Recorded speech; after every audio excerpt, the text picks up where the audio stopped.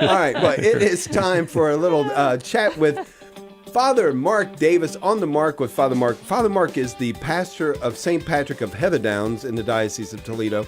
And I wanted to say this real quickly, Father. Before people start looking up St. Patrick of Heatherdown, like he's a separate saint, tell us about that real quickly. Why your parish is St. Patrick of Heatherdowns? Well, I think in 1957, the only person in the entire new parish that they were founding who was Irish was the pastor, Father Brogan. And so they already had another St. Patrick's parish in Toledo. So they actually named it off the street, Heatherdowns, that the church is on. So that to make it different than downtown St. Patrick's, they called it St. Patrick's of Heatherdowns. So then everyone's thinking, oh, this is the special saint. No, it's the regular St. Patrick's in Ireland, but it's named after the street. Yeah, and I asked you to tell everybody that because when I got here and I saw the parish, I literally looked up like, man, who's this other St. Patrick? I haven't heard of him. And but thank you very much. It is time for On the Mark with Father Mark Davis. Can't wait to hear your thoughts today, Father. Well, good morning, Dave and Ron and Pat. How are you guys today? Good. Okay. Now, I was very ashamed last week because I could tell that you did not think that my story was up to snuff, especially Dave.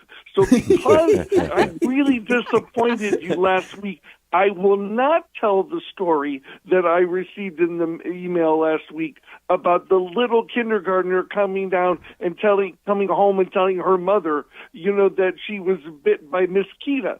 And then this mother went ballistic and goes to the principal and says, look, I don't know who this mosquito is, but she's biting my little one. I won't have it. They brought the teacher in, and the teacher said, well, there's no one by that name here, but your daughter was bit by a mosquito yesterday. Mosquito. That is not up to snuff. I will not tell that. Funny. I will also not tell the story, about the guy who was way up in the ship in the crow's nest, and he fell out, and he went through 2 or 3 layers of ship and went all the way to the bottom of the ship, and then the captain comes, are you okay? And he says, oh, yeah, I'm okay. I've been through hardships before. Oh, hardships. Oh, my goodness. So that's not worthy. That's more of a Wednesday joke. Yeah, thank you. I will not. And because of the feast of St. Peter and Paul, this past weekend, there is a balance between the two saints. And so I will not tell you the story, of the little kid who said, what would happen if you don't eat a balanced diet? You'll tip over. Oh, no. I want to thank you for not telling that. Yeah. Those 3, especially that last one. Go ahead. I know I disappointed you last week, so I will not tell them. But I will tell you about a Cajun man from Louisiana, who dies and unfortunately does not go to heaven and goes to the other place. And then here's the devil, puts him in a big pit that is just so hot with all these other people. The other people are just melting. He comes back the next day, and he sees the Cajun just smiling. He's not even breaking a sweat.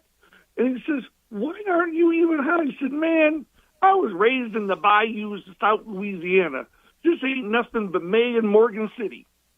So then the devil's kind of mad, and he puts him in a cave, and he seals it off. He puts all these furnaces blasting. Comes back next week. Once again, he's barely breaking a sweat. He says, how is this possible? Everybody else is melting. He says, man, I done told you I was raised in South Louisiana. This ain't nothing but August and Cow Island. So then the devil tries to reverse it, and he puts him in a place of hell in which it's freezing cold. He comes back the next day. The guy's got icicles all over him. He's freezing, but he's smiling. And then the devil says, I don't get it. You can't be used to this weather, but you're smiling. And he says, of course, doesn't this mean that the Saints just won the Super Bowl? Hell froze over. That's very good. All right. Very nicely done. Okay, we'll take that one. Because I do not want to disappoint you today. Miss Keita's still the best one. I love that one. That was funny. So interesting. We had a very interesting and unusual occurrence this past weekend because we got to celebrate the feast day of Saints Peter and Paul on the 29th, which was on a Sunday. So it took precedent. And so people always tell me that I look good in red vestments, but usually I don't only get to look good 3 times a year. And yesterday I got to look good another time, so I got to be up to 4 that I look good on a Sunday. My first assignment was St. Peter and Paul in Sandusky. And it's interesting. I just always assumed that they were together because they were such good friends and they were so much alike, and because they founded the Church of Rome, together, and really our Catholic Church. And it's interesting, as important as Peter and Paul are, we have a feast of the chair of Peter and the conversion of Paul, but the only real feast day is the one together. So there were statues of Peter and Paul at the entrance of St. Peter and Paul Church in Sandusky. On the feast day, we put them on either side of the altar.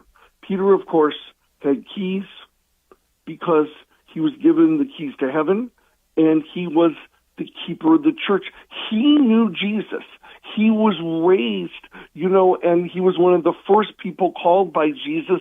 He knew Jesus personally, literally, while Jesus was alive, and he was symbolic of the tradition. He was Jewish. It was passed on. He was there from the beginning. And in yesterday's first reading, God saved him, to be able to help him to continue to lead the early church. Paul, on the other hand, was raised in Tarsus. He was raised speaking Greek. He knew pagan culture. He was a Pharisee, and he was actually a persecutor of the early Christians. He actually was thrown off his horse, by Jesus himself. He had an experience of the living Jesus after Jesus had risen. And then Jesus called him to convert so many pagans because Paul knew the language and the culture of all these people who didn't know Jesus. And his symbol is a sword because his words could cut people right to the heart. So I always think that they're together for a reason, because there's a tension in the church between passing on the tradition and meeting people where they're at with the living Christ. So as we go on today and this week, let us feed ourselves by our tradition and meet people where they're at with the living Christ. Love that. And you mentioned you were pastor at, or first church you served at, St. Peter and Paul in Sandusky, Ohio, where Newt Rockney was married in July 15th, 1914. Yeah. Father I Mark was Davis. not there, though. Oh, yeah. Didn't think so. Thanks, Father.